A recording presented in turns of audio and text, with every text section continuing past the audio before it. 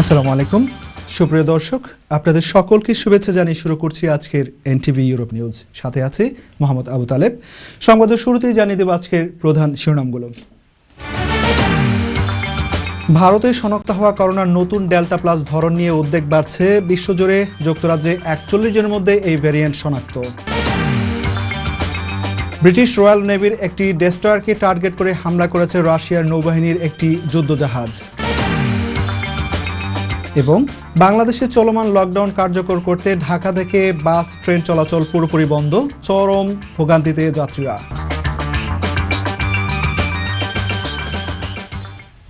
শুনছিলেন শিরোনাম, এবার বিস্তারিত। শুরুতেই ব্রিটেন প্রসঙ্গ। ভারতে শনাক্ত হওয়া করোনার ডেল্টা ধরন আবারও রূপ বদলেছে। ডেল্টা প্লাস নামের এই নতুন ধরনটি নিয়ে উদ্বেগ বেড়েছে বিশ্বজুড়ে। এরই মধ্যে ভারতের সীমানা ছাড়িয়ে যুক্তরাষ্ট্র ও যুক্তরাজ্য সহ অন্তত 9টি দেশে ডেল্টা প্লাস ছড়িয়ে পড়ার খবর পাওয়া গেছে। অতি সংক্রামক এই ধরনটি করোনা মহামারীর ইতি টানার প্রক্রিয়াকে বিলম্বিত করতে পারে বলে আশঙ্কা জনস্বাস্থ্যবিদদের। এখন পর্যন্ত এশিয়া, ইউরোপ ও উত্তর আমেরিকার 9টি দেশে ডেল্টা প্লাস ধরন ছড়িয়ে পড়ার খবর মিলেছে। দেশগুলো হলো যুক্তরাষ্ট্র, যুক্তরাজ্য, Portugal, Switzerland, Japan, Poland, Nepal, Russia ও চীন। করোনার ডেল্টা ধরনটি প্রথম শনাক্ত হয়েছিল গত বছরের শেষের দিকে। এর কারণে চলতি বছরে এসে করোনার দ্বিতীয় ঢেউয়ের ধাক্কায় রীতিমতো বিপর্যস্ত হয়েছে ভারত। যুক্তরাষ্ট্র ও ইউরোপে নতুন করে উদ্যোগের জন্ম দিয়েছে এটি, কেননা করোনার এই ধরন দ্রুত ছড়াতে পারে। অল্প সময়ের মধ্যে আক্রান্ত ব্যক্তির শারীরিক অবস্থার অবনতি হয়। এরই মধ্যে করোনার ডেল্টা ধরনকে উদ্বেগজনক ধরন হিসাবে ঘোষণা দিয়েছে বিশ্ব স্বাস্থ্য সংস্থা।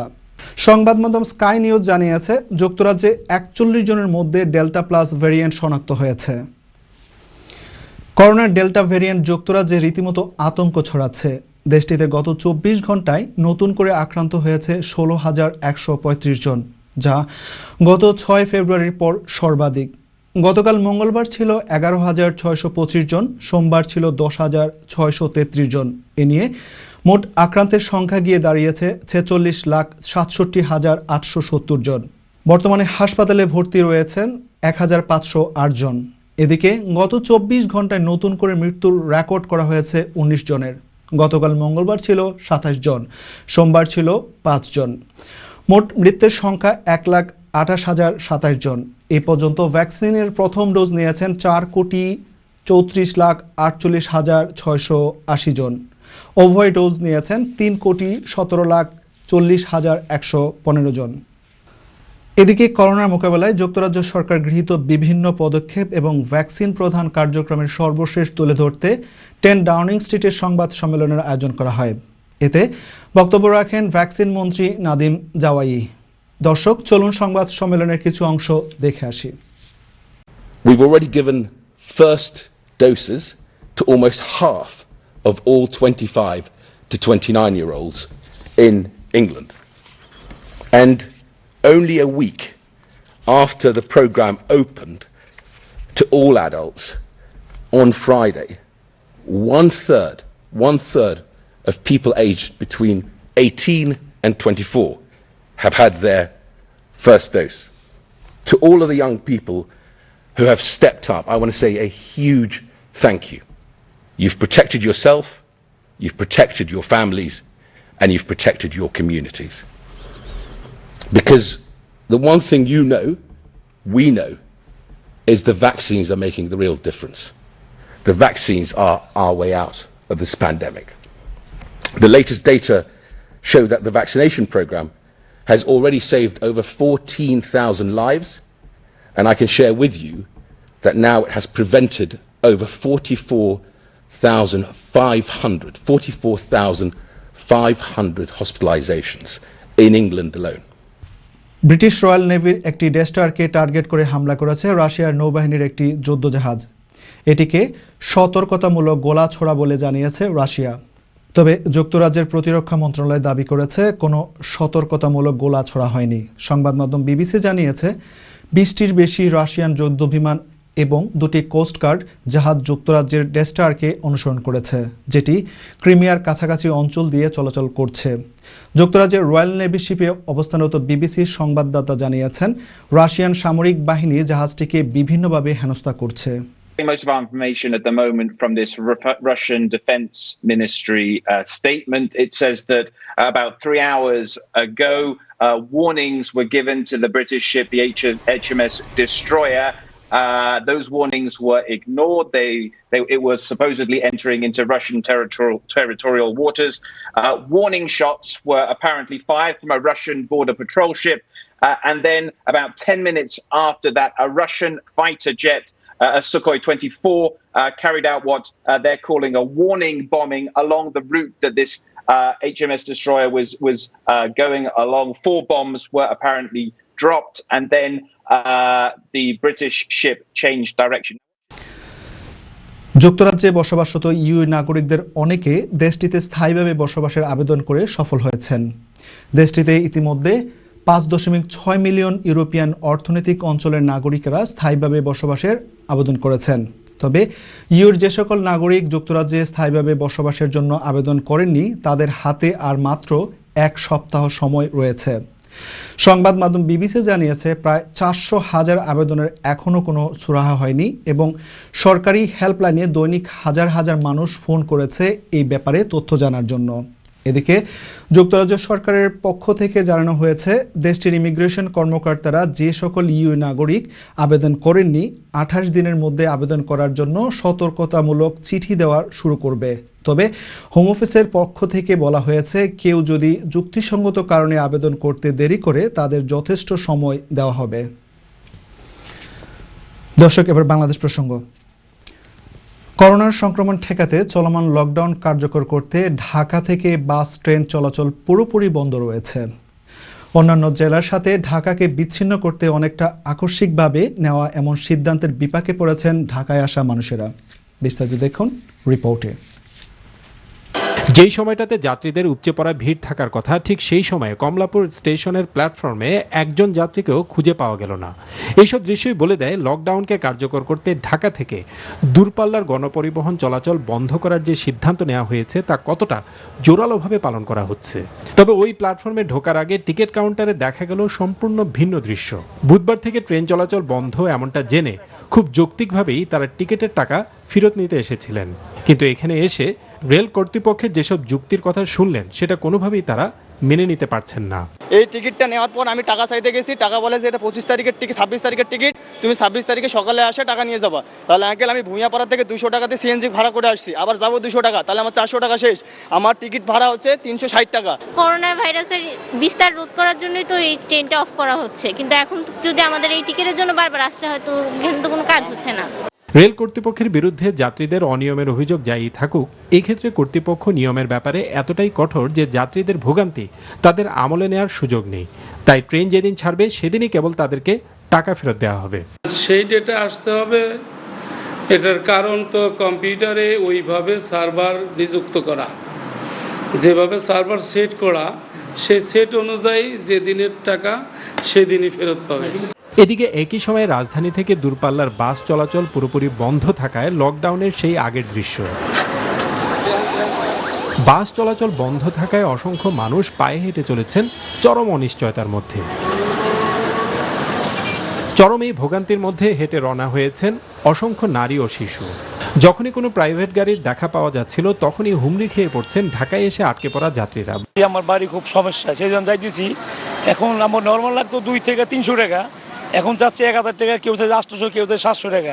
শুনছি যে ডিস্ট্রিক্ট বোর্ডে গাড়ি চলিস, তো সেই উচিলায় মানে আসছি। তো গাবতলি থেকে মানিগঞ্জ পর্যন্ত, মানিগঞ্জ ভেঙে ভেঙে যাবো, আমি তো গাড়ি দেখতেছি না। গাড়ি বন্ধ। সমস্যা হচ্ছে যাত্রীরা আসতেছে, ঘুরে যাচ্ছে, তো গাড়ি বন্ধ তো কিছু করার নেই আর। রাজধানীর প্রতিটি বাস টার্মিনালেই গিয়ে দেখা গেল একই দৃশ্য। দূরপাল্লার কোনো বাস ছেড়ে যায়নি কিংবা ঢাকায় আসেনি বাস টার্মিনালগুলোতে।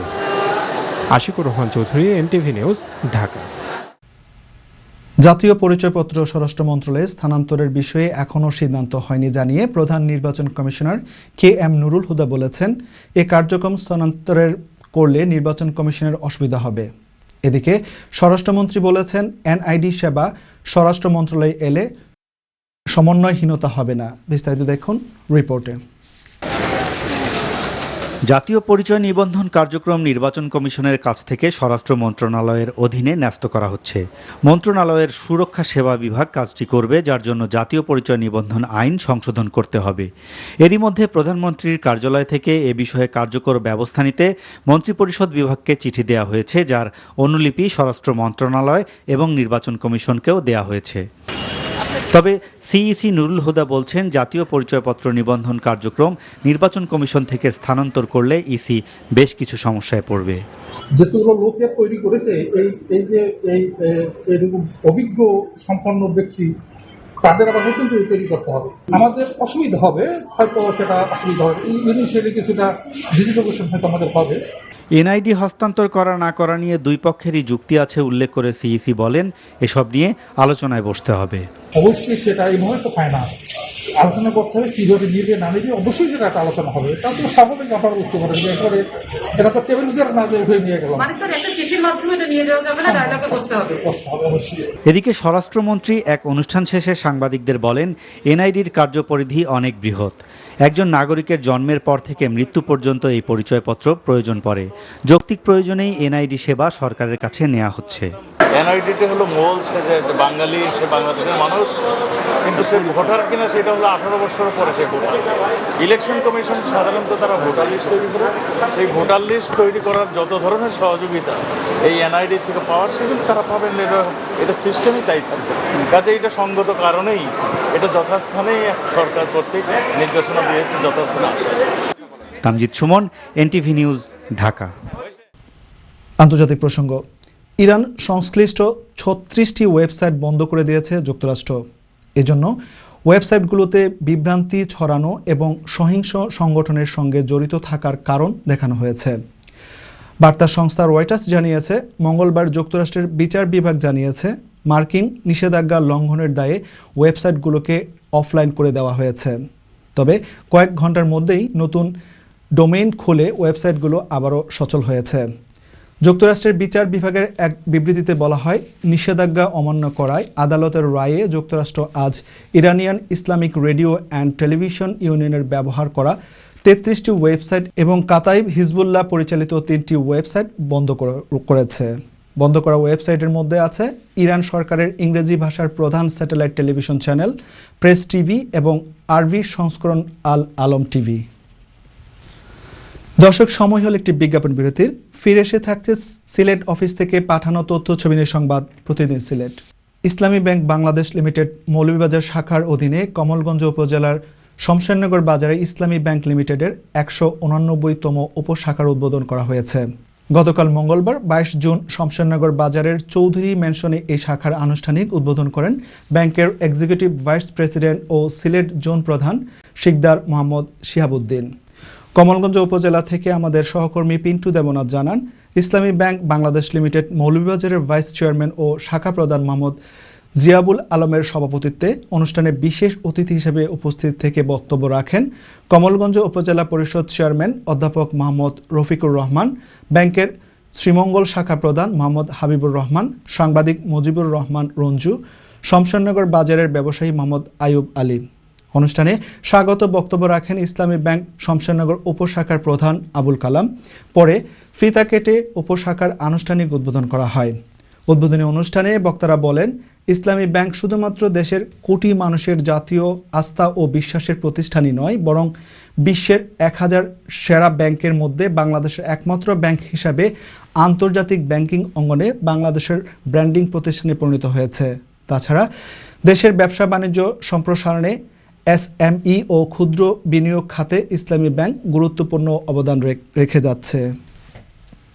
করোনা ভাইরাস সংক্রমণের কারণে স্বাস্থ্য বিধি মেনে জগন্নাথপুর উপজেলা আওয়ামী লীগের উদ্যোগে বাংলাদেশ আওয়ামী লীগের 72তম প্রতিষ্ঠা বার্ষিকী পালন করা হয়েছে।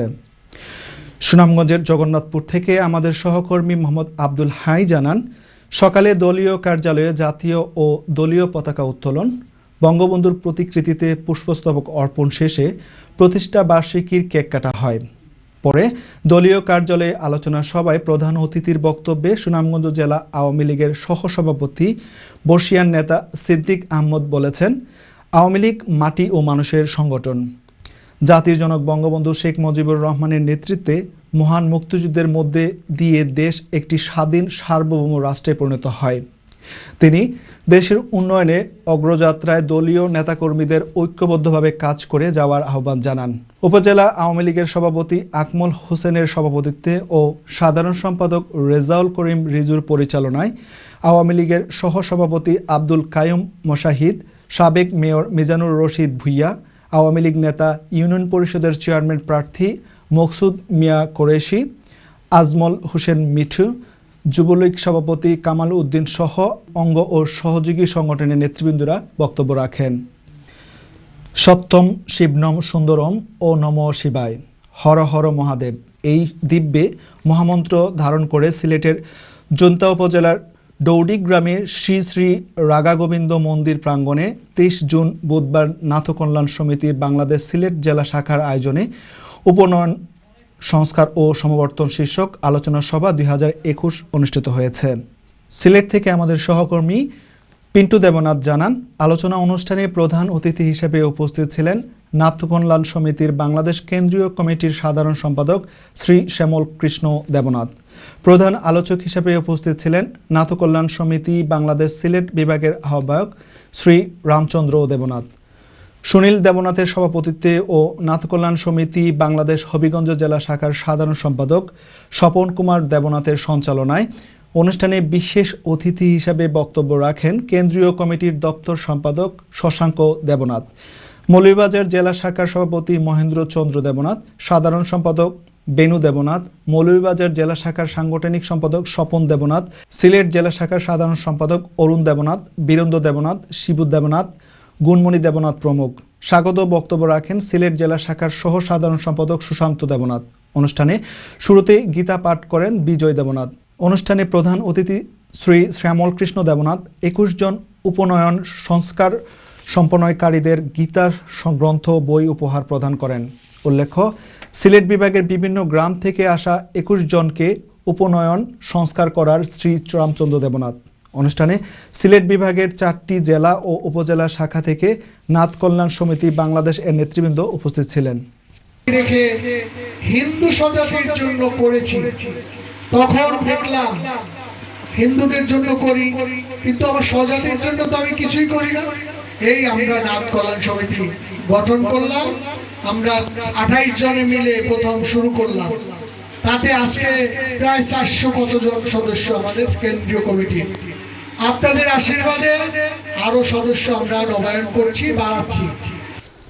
দর্শক, সংবাদ শেষ করব তার আগে আরেকবার জানিয়ে দিচ্ছি সংবাদ শিরোনামগুলো।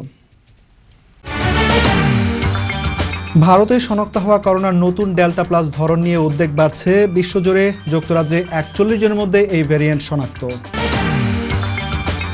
ব্রিটিশ রয়্যাল নেভির একটি ডেস্ট্রয়ারকে টার্গেট করে হামলা করেছে রাশিয়ার নৌবাহিনীর একটি যুদ্ধজাহাজ।